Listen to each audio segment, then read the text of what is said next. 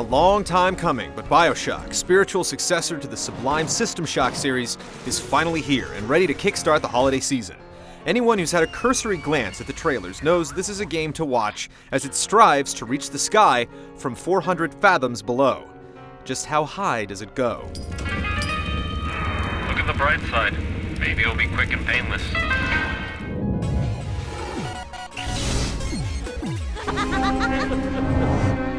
When Atlas shrugs, the citizens of BioShock pick up the slack. They just happen to do it by splicing their genes, turning themselves into schizophrenic demigods. What crawls in my garden? This is the world of Rapture, an underwater utopia turned to chaos, baptized in a sea of selfish altruism, where the circle of life continues, albeit in its own unique way. You play as Jack, a man bound for great things, including turbulence. They told me, son, you're special. Surviving a plane crash, you make your way to a lighthouse and descend into the city, where a sort of infomercial fills you in on what Rapture must have been like: proud, self-sufficient, and teeming with excellence. But now it's a nightmare. Its infrastructure has failed, and its citizens are engaging in genetic cannibalism, led by men high on free market capitalism. It's your job to get through it. Welcome to Rapture, the world's fastest growing pile of junk. The story unfolds through a series of ghostly genetic memories, radio transmissions, audio diaries, and in-engine cutscenes.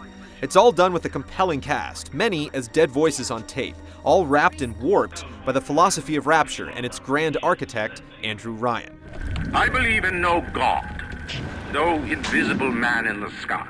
But don't let words like philosophy and capitalism scare you away. It's a story of ambition and betrayal, cast in a fantastic city, where metal hulks shuffle alongside little girls, adept at scavenging the DNA of the dead.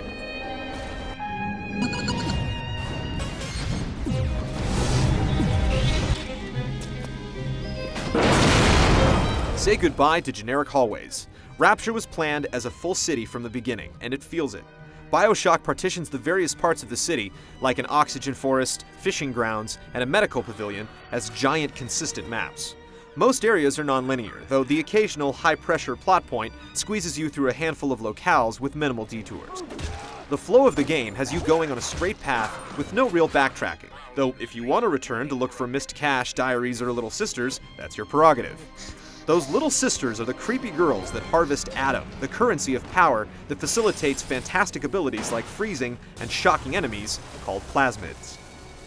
The principal ethical dilemma rests here, where after dispatching their elite guardians, the Big Daddies, you have the binary choice of harvesting or rescuing. The latter nets you a thank you and a low allowance of Adam. Thank you, mister. While harvesting, well, you get more Adam and grow more powerful much more quickly. Your decisions with the girls make a big difference in the long run. As BioShock opens up its districts, it also opens up its complexity. As your plasmids expand, new weapons emerge, and a research camera is introduced. Later on, you can even invent new ammo or gene tonics, which are intrinsic plasmids that let you hit harder or hack quicker.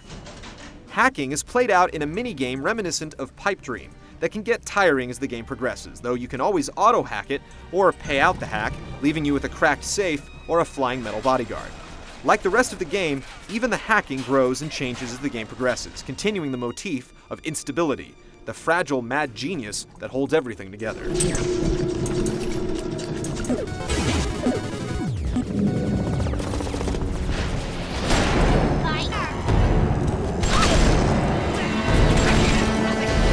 BioShock makes no qualms about its pedigree. This game is a shooter. You may be ransacking apartments and piecing together the rise and fall of Rapture, but a lot of the time you'll be firing projectiles. They may not always be bullets, as you'll toss both bees and bolts of electricity at the bad guys. That's what makes it fantastic. With all the plasmids and tonics, you can build the hero you want to be. If you want to take everyone on up close and personal, you can make the wrench your weapon of choice with some wholesale tonics, or you can focus on fire. There are some predicaments that will call for specific powers, but Cold Iron also has a way of dealing with anything you come up against. Every once in a while, a puzzle, locked door, or boss will ask for a bit of specific ingenuity, but the fact is, most of the time, BioShock lets you play like a content Burger King customer. You can really have it your way. The game also offers a great number of options to tweak the experience, from difficulty settings to guiding arrows and tips that you can turn off and on in a menu. If you want to wander Rapture's avenues and arcades, feel free. But be warned, while the dead stay dead, Rapture is a living, breathing world, and most places don't stay empty for long. The light RPG elements and constant action make it a quest worth undertaking, where the scenery inspires scenarios that scream for you to innovate. With a save anywhere option and lenient death penalties, it's okay to try some harebrained schemes, something you don't usually associate with a shooter. And with the challenge on medium being up to snuff, novelty is often the best answer.